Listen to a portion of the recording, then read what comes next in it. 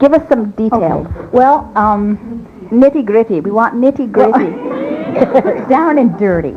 I'm wondering how much of this stuff, too, is from maybe past belief systems and something like, that you build up and it's just kind of out there, and then the moment that you kind of slip out of your bliss for a minute, it just goes, boom, and it's right in there. Like physical disease or physical illness. Or Yes. Is that possible? Certainly. So then once it's got a hold of you and you go back in your bliss state, do you just kind of ignore it? Even though it still pops up and it has signs of still being with you? Good. Now, we want to talk about this fully, because what you're talking about is something that everybody is living with. And so let's just walk through this easily and comfortably here so that you feel true understanding and resolution of it. A belief it sounds like a big bad word, doesn't it? My beliefs, my belief systems.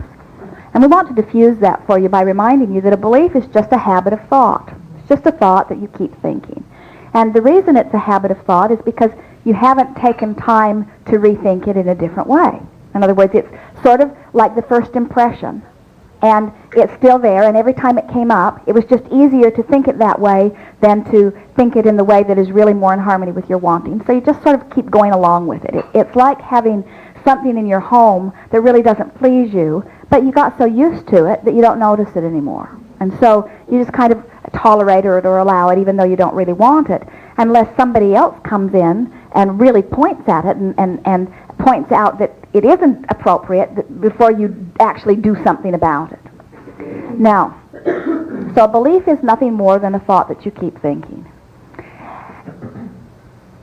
Give us a little bit of detail about this issue of health. In other words, let's talk about it in a little more detail.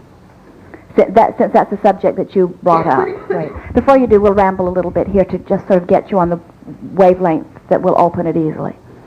We notice that as we watch you, that even though many of you are coming to accept that you are naturally well-beings, and you want to believe that, and you want to be well, that when someone who is close to you gets sick, it fans the flames of your vulnerability a little bit. Now, the only reason that anyone would ever feel fearful or vulnerable about anything is if they don't understand law of attraction. In other words, that old belief that says something happened to so-and-so and they didn't know it was going to happen and they certainly didn't want it to happen, but still it happened. That awareness or observation makes you feel vulnerable. Doesn't it sort of make you brace for those things that might jump into your experience? There's sort of this idea of preventing bad things from coming, and so you're sort of standing in a sort of resistant, fearful place. Even though you don't want to be, even though your logic, as you understand law of attraction, says, I don't have to be, you've practiced that stance, most of you, for so long that it's hard for you to let go of it.